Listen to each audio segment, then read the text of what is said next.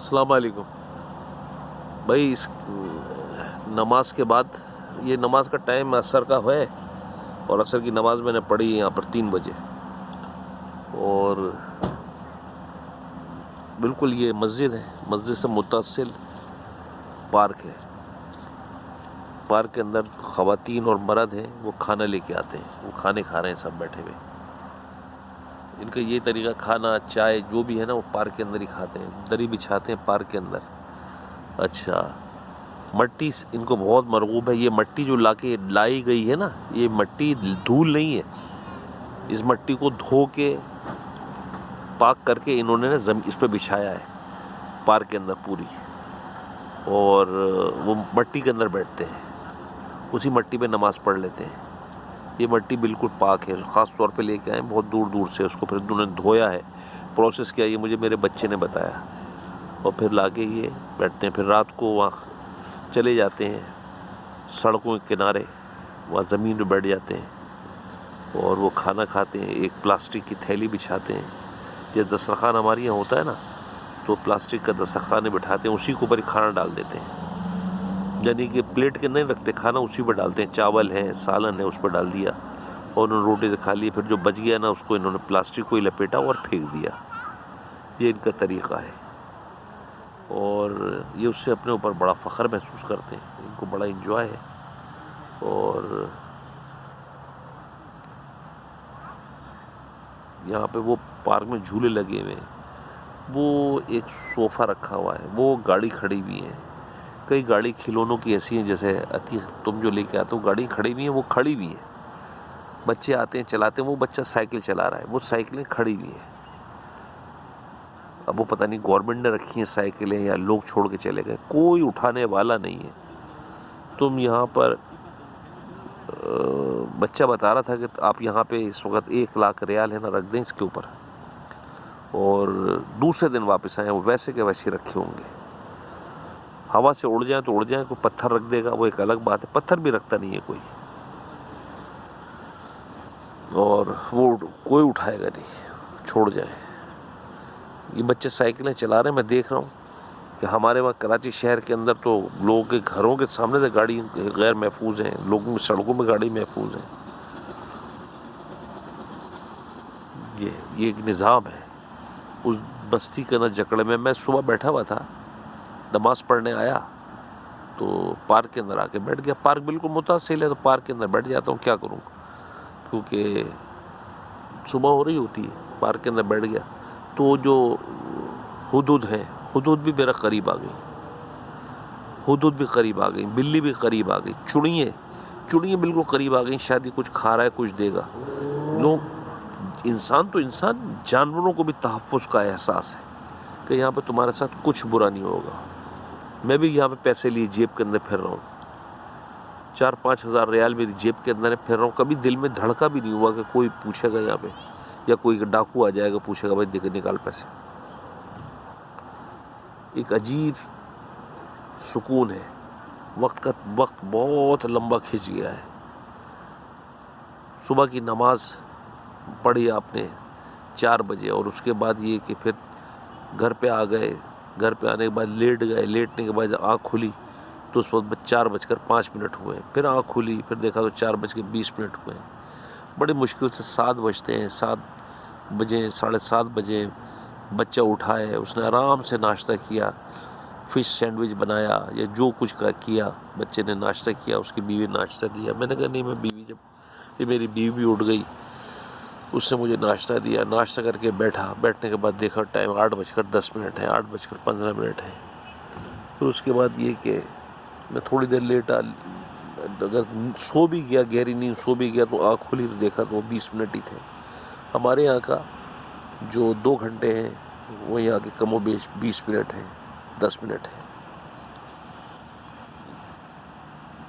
اچھا، خالی یہ میرے اوپر نہیں گزر رہی ہے کہ بھائی میں تو چلو بالکل کام نہیں کر رہا ہوں، میں تو یہاں پہ کوئی میرا مصروفیت ہی نہیں ہے. کسی کے نہ صادق بھائی کے جانا ہے، نہ قمر کے بحریہ ٹاؤن جانا ہے، تو کوئی کام نہیں ہے، اس لیے مجھے ٹائم بہت لمبا دکھ رہا ہے. نہیں، یہاں پہ جو کام کر رہے ہیں نا مزدور، ایک تو مزدور ہے ہی نہیں ہمارے. ایک کھٹمنڈو کا ایک آدمی ہے، میں نے پوچھا اس سے وہ سامان پیک کر کے ڈال رہا تھا تھیلیوں کے اندر ایک مال سے.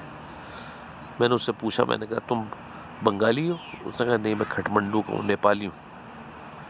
تو میں نے اس سے پوچھا تو کہنے لگا کہ اردو جانتا تھا ٹوٹی پھوٹی.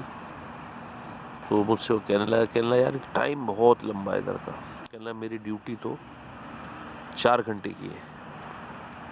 تو کہنے لگا کہ مسئلہ ایسا ہے کہ تمہارے, وہ سمجھا مجھے کہ شاید میں افغانستان کا ہوں. کہنے لگا تمہارا افغانستان کے اندر بھی ہم نے کام کیا ہے.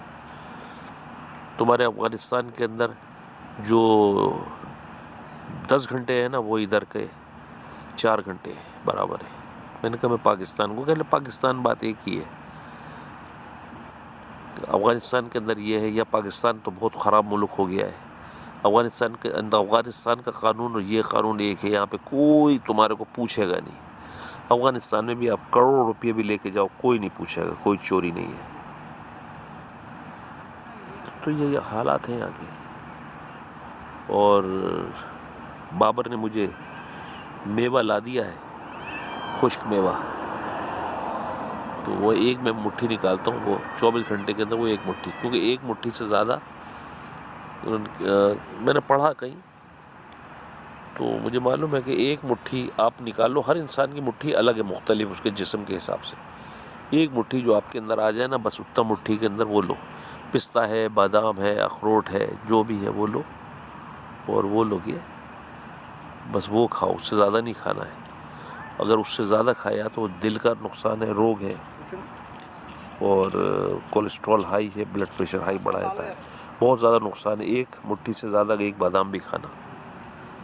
تو یہ میں نے سنا ہے, تو میں اس پہ عمل کرتا ہوں. ایک مٹھی لے کے آتا ہوں, جیب میں رکھی ہوتی ہے, اس میں پستے بھی ہیں, کاجو بھی ہے, اخروٹ بھی ہے, کشمش کے علاوہ تمام میوے ہیں.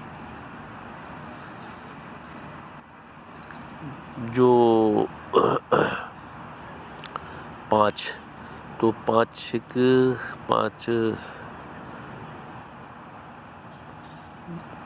میرا خیال ہے, میرا گمان ہے, وہ ڈبہ ہے شاید 50 ریال کا جو بابر لے کے آیا. 5 × 40 4,000 کا.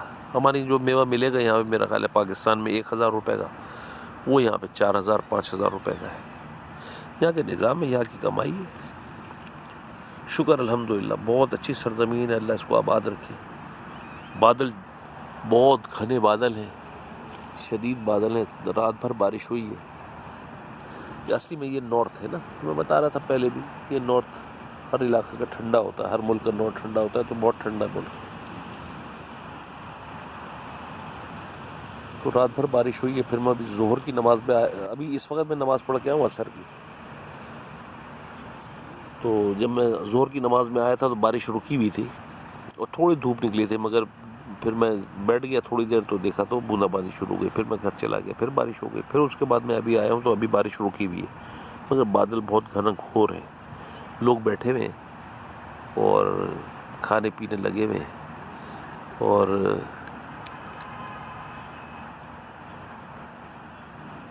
بس اور کیا بولوں. بس یہ دنیا ہے, اچھی دنیا ہے, اچھی دنیا, پرسکون دنیا. اللہ پاک ہر ایک کو نصیب فرمائے.